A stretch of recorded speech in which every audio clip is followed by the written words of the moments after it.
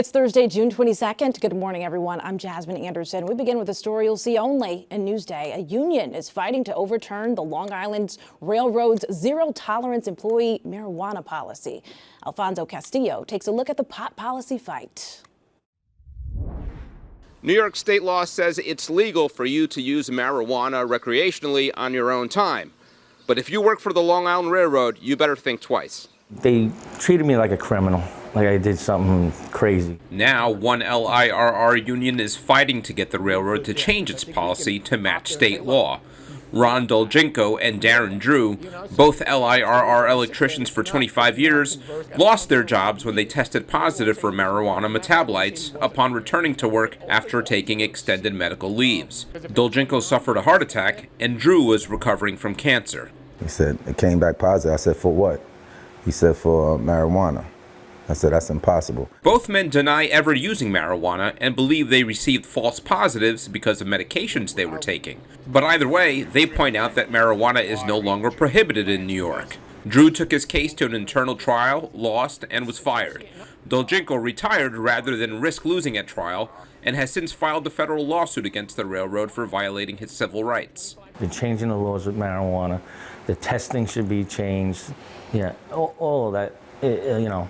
But they just stick to, like they just say policy, policy, policy. It's antiquated. I mean, you have to change with the times. In a statement, a Metropolitan Transportation Authority spokesman defended the policy and said the LIRR will not compromise safety where operations are involved. Union leader Ricardo Sanchez agreed that railroad employees shouldn't be under the influence while working, but pointed out that the two men were never even tested while on the job. Also, unlike some employees with safety-related jobs, the two electricians were not covered under federal regulations prohibiting marijuana use and allowing for random drug testing. Think of the insanity. They sit there and say, we're concerned with safety, but we only test them when they're not working. And now marijuana is legal. So it doesn't matter what the railroad thinks. It doesn't matter what I think. It's a matter of law. Either the law protects us or it doesn't. And I know it does. I know we're right. Alfonso Castillo for NewsdayTV.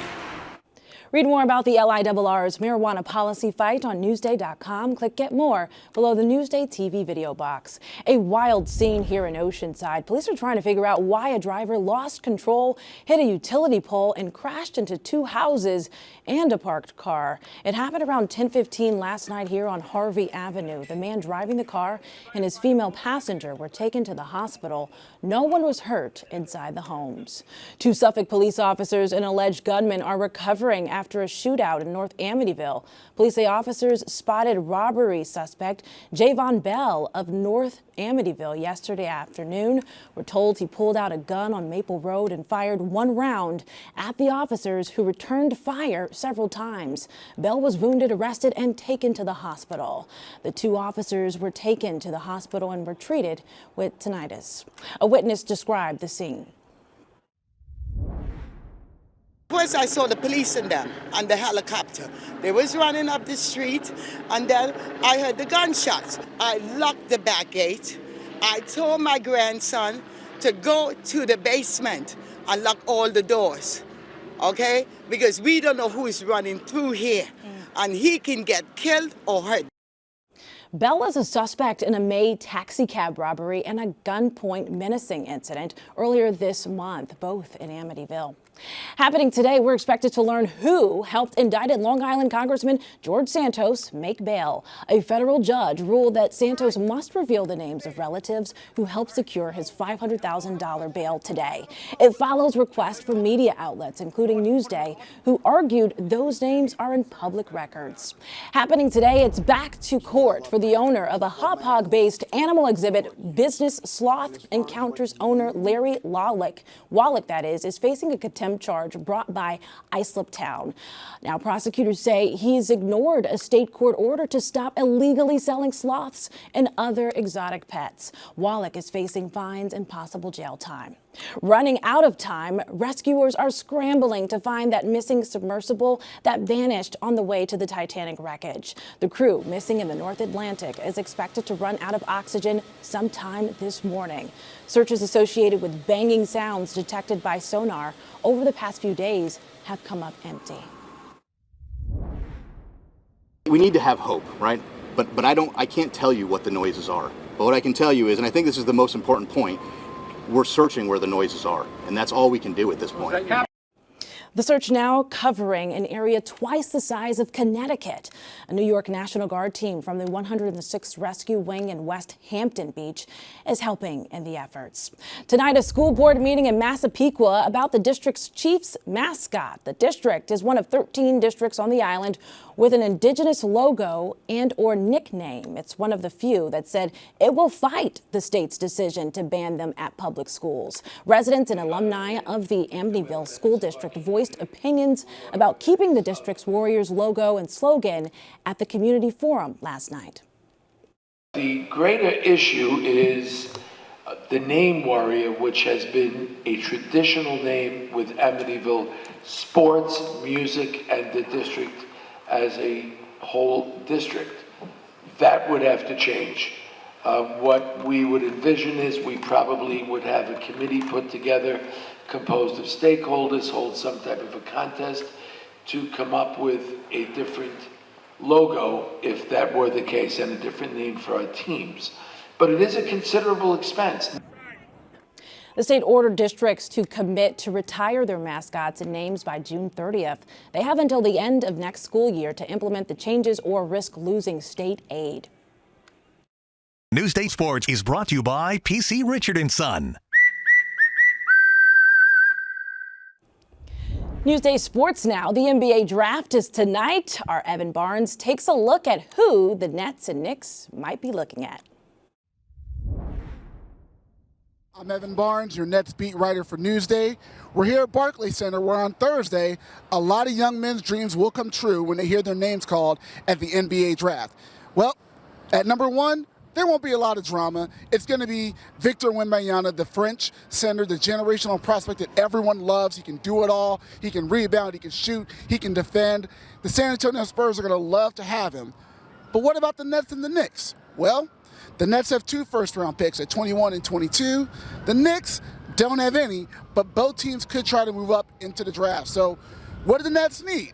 Well, they need rebounding, they need shooting, they need ball handling. So if they want rebounding, they could look at, say, Alabama center Noah Clowney, 6'10", 7-foot wingspan, great rebounder, young player, but a great rebounder nonetheless. If they need shooting, I got a couple options. What about Ohio State guard Bryce Sensabaugh, or Santa Clara guard Brandon Pajemski, or Duke guard Dariq Whitehead? All 3 of them shot over 40% from three-point land, and the Nets could use that shooting a lot. But the Nets could also try to move up, so we'll see what happens. Just like the Knicks, no picks, no problem. They might want to move up too and see what happens. We'll have all your coverage at Newsday.com.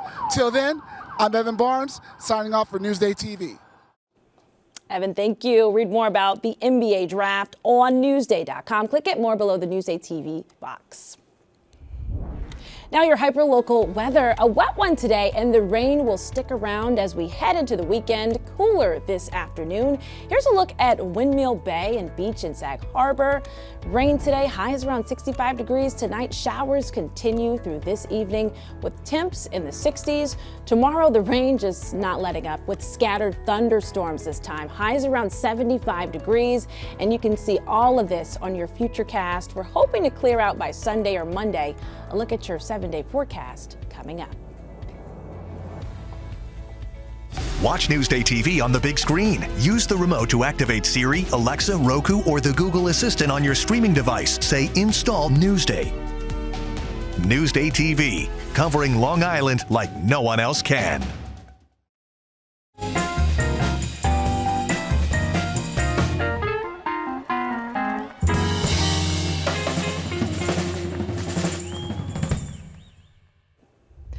Newsday at the movies, a Long Islander just hit the red carpet for his starring role opposite along Jennifer Lawrence. Elisa DiStefano caught up with Andrew Barth Feldman about the new movie called No Hard Feelings. Check it out.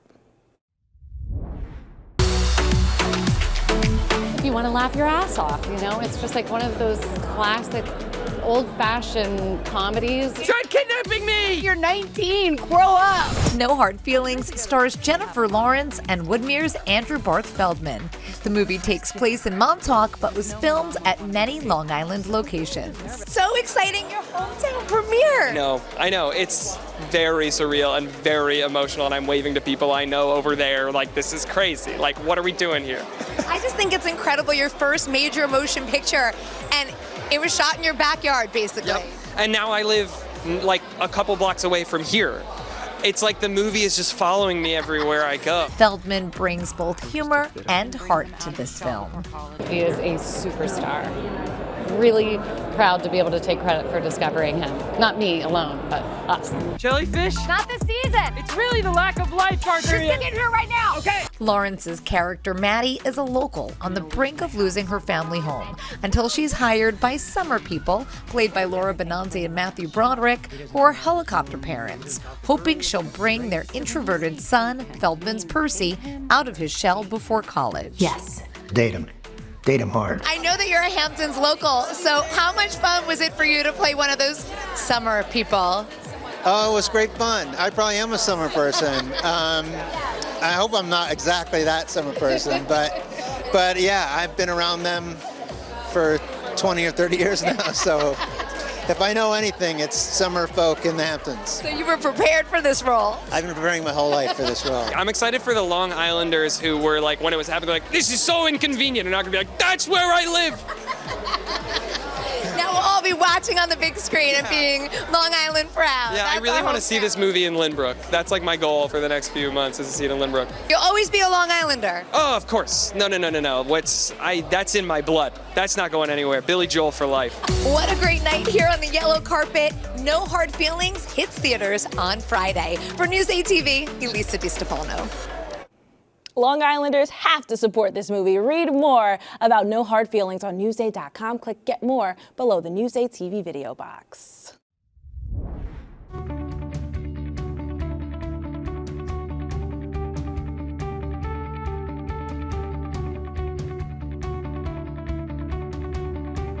What's Up on Long Island is brought to you by PC Richard & Son.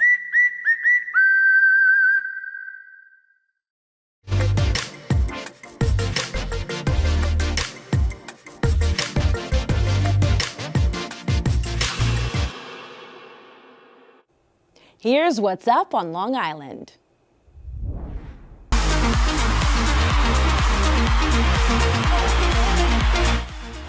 The Palm Tree Festival is returning to the Hamptons. DJs Calvin Harris and Kygo will headline the one-day music festival. It's Saturday at the Gabraski Airport in West Hampton Beach.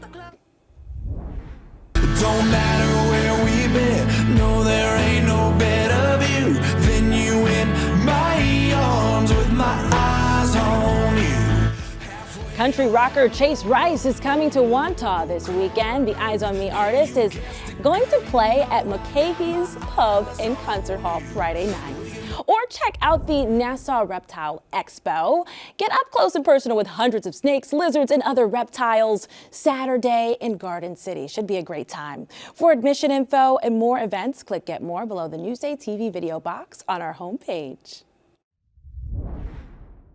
Get more of the stories you've seen on Newsday TV at Newsday.com. Plus breaking news, investigations, things to do, restaurants, and other Long Island news you can't get anywhere else. At Newsday.com, covering Long Island like no one else can. I'm Jasmine Anderson. Try to stay dry today. Grab an umbrella. Thanks for watching. We'll leave you with a look at your hyperlocal 7-day forecast.